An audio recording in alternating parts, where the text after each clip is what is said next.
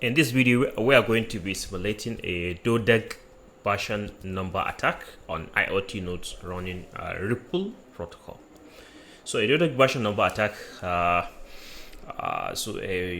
identify and maintain a network topology, the routing flow for our lossy network uses what is called a DODEG version number and the rank mechanism. So a DODEG version is a specific DODEG iteration with a given identity, and the version number is a sequential counter incremented by the DODEG root. So in RPL, the version number parameter is used as a global repair indicator and should only be altered by the root, that is the sync node, with the DODEG to signal the need for topology reconstruction. So each new DODEG will have a new version number. So for every new DODEG, the version number is going to be incremented. However, there is no any security mechanism to protect this parameter from malicious modifications. An attacker can change the version number by illegitimately increasing the value of this field of DO message when it forwards them to its neighbors. So such an attack is called the DODEG version number attack. It causes unnecessary rebuilding of the whole DODEG graph, and thereby wasting node resources. So to implement this attack, we need to carry out some modification in the normal source code of the RPL implementation in Contiki. So the file to be modified is located in the directory contiki/co/net/RPL. Now within that particular directory, there is a file called RPL icmp6.c. Now, this particular file manages the input and output for RPL control messages. So, to perform some changes to it, it includes a function that constructs the directed acyclic graph, the DAG object. One of the stored data item is the DAG version number. So, to implement the DODEG version attack, we just increment the DAG version variable, and this will cause the protocol to continuously try to recompute the network topology. So you can see it in line number 448 where we increment the version. So we added the post increment operator after the version in order to continuously increment the version number, and this will lead to continuous global repair in the DAG, and thereby leading to the nodes in the network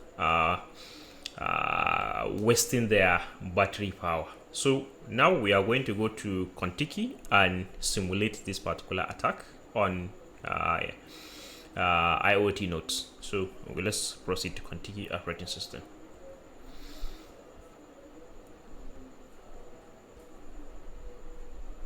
Alright, this is my Contiki. I'm going to launch the Kuja simulator. So I'll just navigate here, cd Contiki 3.0 tools, and then Kuja. That is where the Kuja simulator is located. And then I'm going to launch it by running this command sudo ant run. And then I'm going to enter my password user.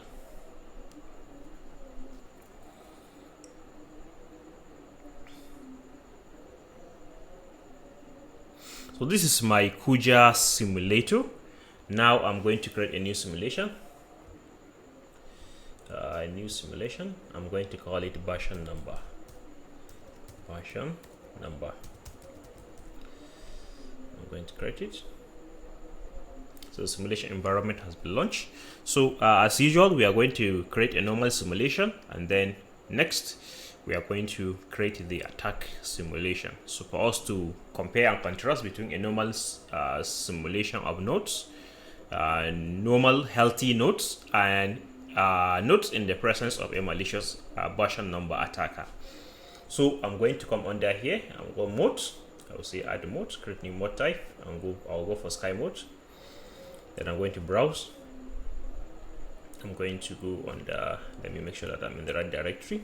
Contiki 3.0, go under examples, go under IPv6, go under RPL collect, and then I'm going to go under UDP sync for me to create my sync root node first. So clean. If there is any compiled executable, do away with it and perform the compilation process from scratch.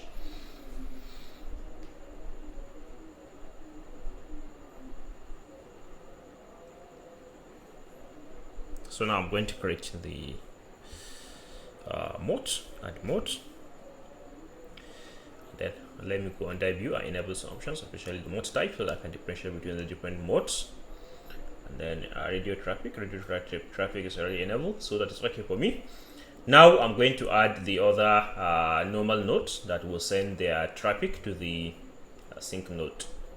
So create new mode type, still sky mode, and then browse, and then I'm going to select RPL UDP sender to see. I'll select it. I'm going to clean, start the compilation process from scratch, and then compile.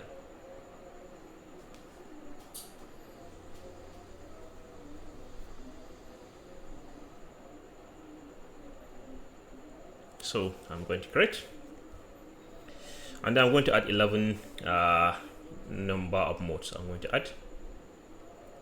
All right, so here we are. These are my modes.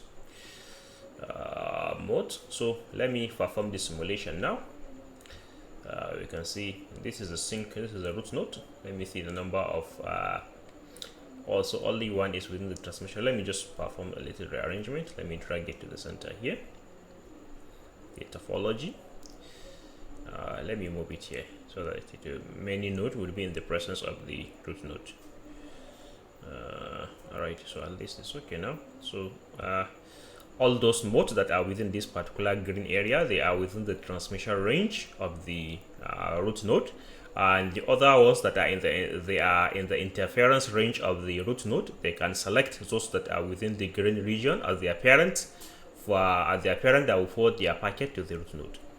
Okay, so the next thing I'm going to do, for me to observe the behavior of the especially the power consumption behavior of the nodes, I'm going to make use of a tool called collect view. So I'll come under this particular root node, I'll right click it, mode tools for sky 1, I will select collect view, and then I'll click on start collect. Then I will send command to nodes. Right, so here we are. And the next thing that I'm going to do, I'm going to start my simulation right away. So just come here, just come here, start simulation. So I've started my simulation. So now I'm going to leave the simulation for say 5 minutes, and then I'm going to come back to observe the behavior of the modes in the absence of a version number attacker, to see the power consumption of the modes. So after 5 minutes, I'm going to come back to observe the behavior of the modes, and then we now perform the simulation by adding a malicious version number attacker, and then observe the behavior of the mode before and after adding the malicious version number attacking mode. So 5 minutes has elapsed, so I'm going to force the simulation here, and then we'll fetch my collect view to see the power consumption of the modes. So we can see the power consumption of the mode. The highest power consumption that we have is 1. Not up to 1.6, 1.5 something. So let's leave it as 1.57 or thereabout. It's not up to 1.6. 1.57. So let me leave it as 1.57. Highest power consumption. Highest power consumption.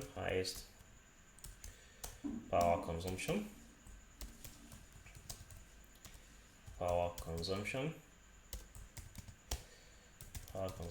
is let me go back to it again. 1.57. Let's leave it as 1.57. 1.57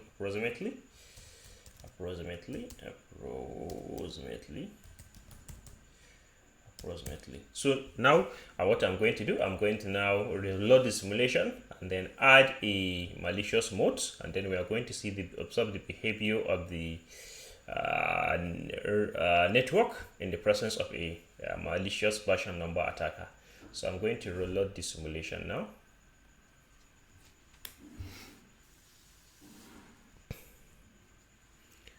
So I've reloaded the simulation. I'm going to now add a malicious. I'm going to remove one of the mode and then replace it with a malicious mode. So let me see. Let me go with the one with the highest number. Let me go with it to the 12th. Let me remove it, and then I'm going to go under mode, add mode. Then I'm going to mode, add mode, create new mode type. Still go for sky mode. Then I'm going to select a malicious version number attacker and then add it to the network. So rifle attacks, where can I find it? Rifle attacks, and then version number attack. So version number attack goes under examples, IPv6, rifle collect, and then UDP sender, UDP.c. I'm going to select it. I'm going to clean. If there's any executable, do away with it and recompile from scratch. So it's going to perform the recompilation process from scratch.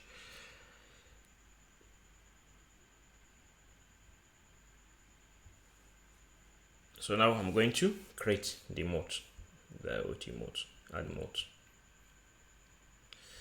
Okay, so let me zoom out. Zoom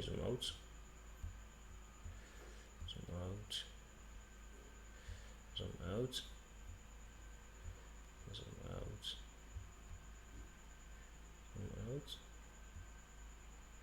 Okay, I think so. It's okay now.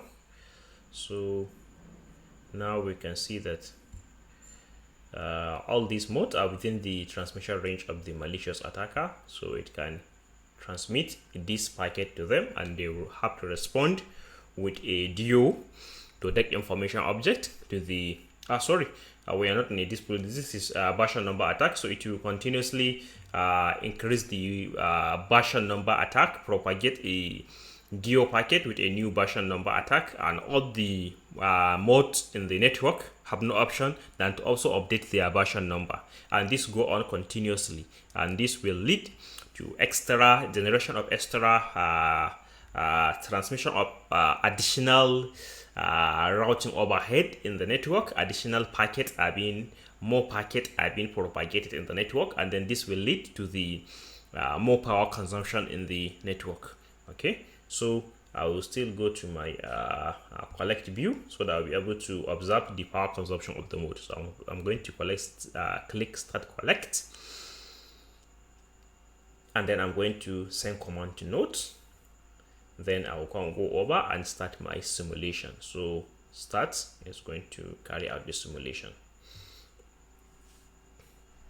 So I'll also leave this for 5 minutes, and then I'm going to come back to observe the power consumption of the mode to see, and then I'm going to make a comparison with what we had before while we did the simulation in the absence of a malicious attacking mode. So now I'm going to pause the video, and then when it is 5 minutes has elapsed, I'm going to come back.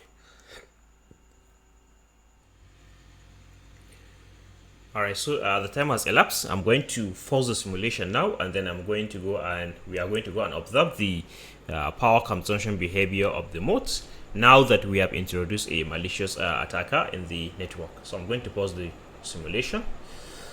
Now we go to the collect view, and then we go to under the power consumption. So under the power consumption, we can see that the power consumption has increased very much in the network. We can see that there is the mode with the highest power consumption is the mode 7.